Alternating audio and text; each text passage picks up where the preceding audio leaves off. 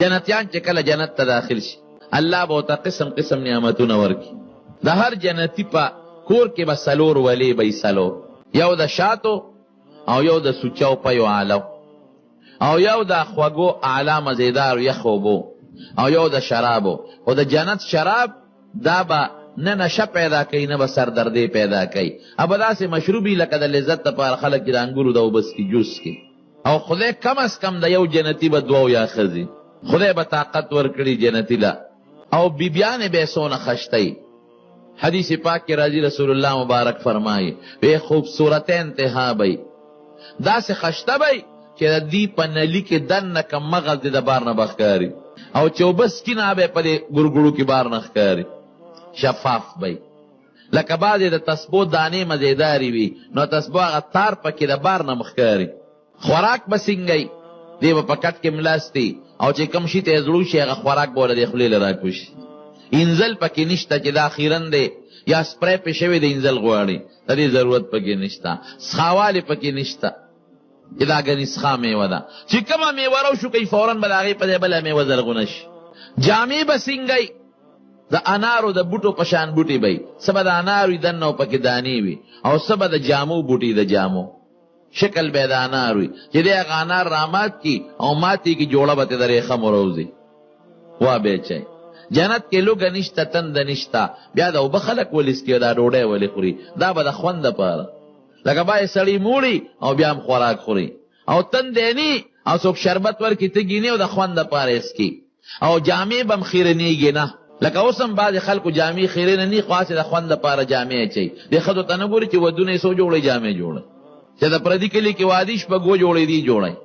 نو خیرنېږي نه. وایي دا یو مې د اومې ده او دا یو مې د میلمنو ده او دا یو مې د خپې ارتې ده او دا بله د خپې تنګې ده، ټول مال ښځو خوړه. خفه کېږم د سړي خپل وادي یو جوړه دال نه جوړه کړي او د ښځې به چې د پردي قام کې وادي هم بله پنځلس جوړې جوړی. ما تپوس وکړم دا ولې زما یو ماشومه لور څو جوړې مې بچي را دومره جوړې څه کې یو کافي ده که نه؟ ما ته بابا دا یو چې واغوندم نو ایسار له بیا دا ناغوندم خلک ګوي چې دا خو یې پرونه چولې ده. مطلع یو لیش دی په دې پوهېږي د ښځو دا یو عادت دی. او بیا چې ډوډۍ ورته کېږي نو هغه قیمتي جوړه به او روجې په لمن کې یا په لوپټه کې واچوي پیو شرمئ زما روڼو. نو دا مې دې پورې وی چې جامې خیرنېږي نه خلک یې اچوي. ولې اچوي؟ دې دپاره چې ودرېږه خلک مې دا دویمه جوړه وویني دا درېیمه مې وویني لکه دا د ښځو عادت دی. نو جنت کې به هم جامې خیرنېږي نه د خوند دپاره به یې خلک اچوي. حضور پاک نه صحابه یو ځل تپوس وکړه وایي د دنیا په دې ولو کې خو دننه خټه مې او کاڼې م پکې، د جنت په ولو کې خټه کاڼې شته وی یو خټه به مشک او زعفرانې او کاڼې به زمرد هیرې لال جواهراتې. دا به د جنت په ولو کې دننه وی دوړه پکې شته وی یو دوړه م پکې شته خو هغه دوړه هغه خوره به زعفرانې. نور پکې نشته او رڼا به جنت کې نور نشته او شپه پکې نشته همیشه به روځي. غم پکې نشته تکلیف نشته یو بل سره بغض حسد نشته، ټول به داسې لکه د انسان یوړه او چې څه پکې غواړي ملاویږي. ولهم فیها ما تشتهي انفسهم ولکم فیها ما تدعون. څه غواړي وړه کې د څه تېرېږي هغه به ملاویږي.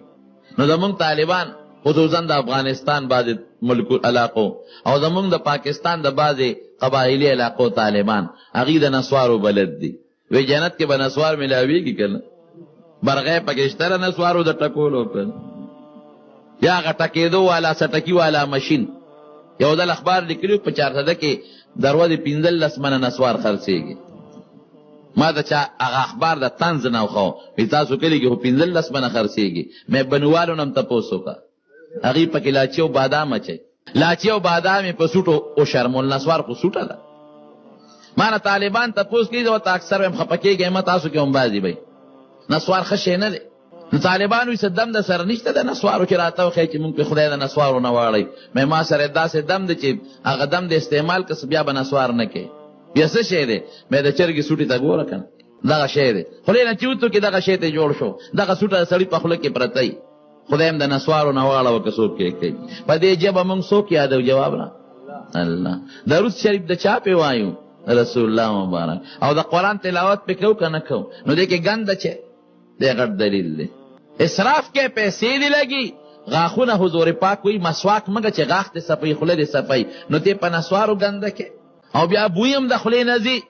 اوس شکر دې مخکې رواج ډېر اوس څه ګزاره کړې ده سوشل سیزونه رالل که نه دې سره دغه شو غټ غټ ډبي به جومات مخې ته به یې لاول ډبې راویسته نو د سپلای کې به یې ومنډه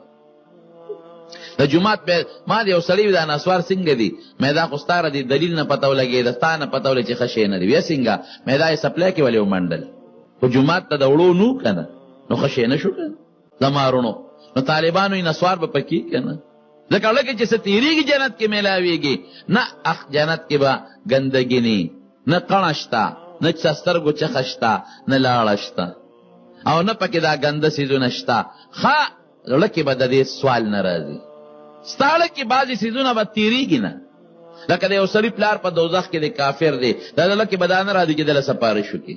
حضرت ابراهیم علیه السلام پلار دی آزر دی به فرشتې جهنم ته روان کړي ابراهیم علیه السلام به الله ته سوال وکړي الله تا خو ما ته ویلو چې زه به دې نه رسوا کوم او دا خو زما غټه رسوایي ده چې زما پلار دوزخ ته غورځېږي ایو خزي من خزي ابي وی الله به درته وي سر پورته کا سر به پورته کی وی اوس سر ښکته کا نو هغه پلار به خدای پاک د ده د یو څښا حیوان په شکل بدل کی او په ګندګۍ کې لړلې به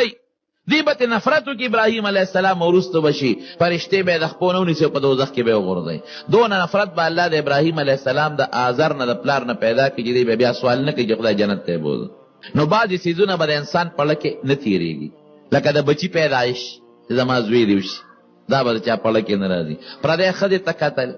پردی ښځې ته نظر کول دا به جنت کې نه راځي نورونو جنت کې به خدای دې مسلمانانو له او نیکانو له بالخصوص د داسې نعمتونه ورکي ما لا عین رأت ولا اذن سمعت ولا خطر علی قلب بشر نه غوږ اورېدلي نه په سترګو لیدلي کېږي او نه چا زړه کې تېرېږي خدای دې زمونږ او ستاسو نصیب دا جنتیان به خدای پاک یو ځای کې راغونډ کړي الله به دې تپوس وکړي جنتیانو څنګه یې خوشحاله یې که نه او الله خوشحاله وي زړه کې ارمان ارزو شته نه الله خو چې څه غواړو میلاویږي او ګورې د جنت ژوند د دې نه اندازه ولګوئ چې جنتي به هر وخت د الله میلمه نو د کور ډوډۍ بل شانتي او د میلمستیا بل شانتي نزلا من غفور الرحیم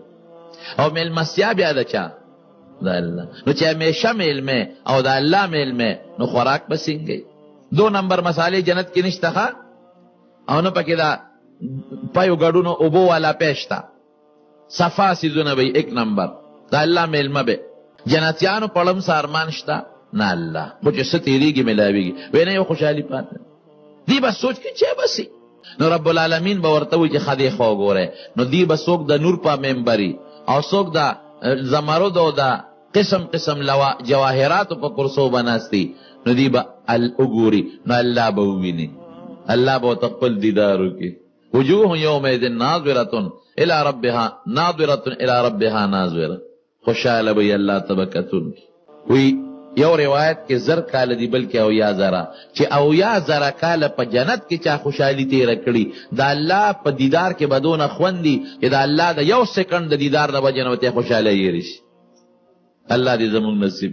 بیا به الله راجمع کې څه موده پس بیا به جنتیانو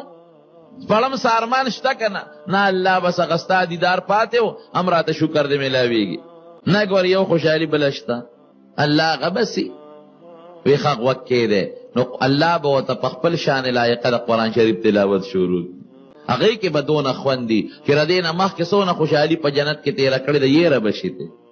دونه خوند به او چې کور ته راځي د الله د اواز هغه ګونج به په دې غوږونو کې پروت دی او دا به تمنی چې خدایا دې خدا خوند به بیا کله میلاویږي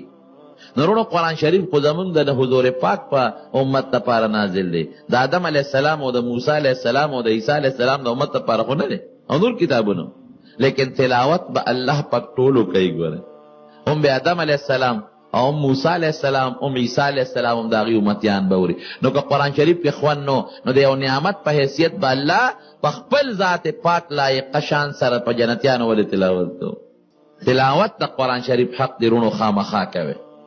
بعضې ملګري به وایي ما له قرآن شریف نه راځي په ناظره نو سوره اخلاص خو ستاسو له ټولو یاد دی که نه پېژنئ سوره اخلاص قل هو چې تاسو ورته وایئ مانځه کې لولئ دا لولئ درې ځله چې چا ولوستله رب العالمین د قرآن شریف د پوره ختم ثواب ورکوي. 10 کرته چې چا ولوسته الله ولا جنت کې محل جوړوي. لولی به کنه انشاءالله دا خامخا چې کوم ځای قرآن شریف لوستل کېږي هغې ځای کې برکت وي، په هغه خلکو د الله مخصوص رحمتونه نازلېږي.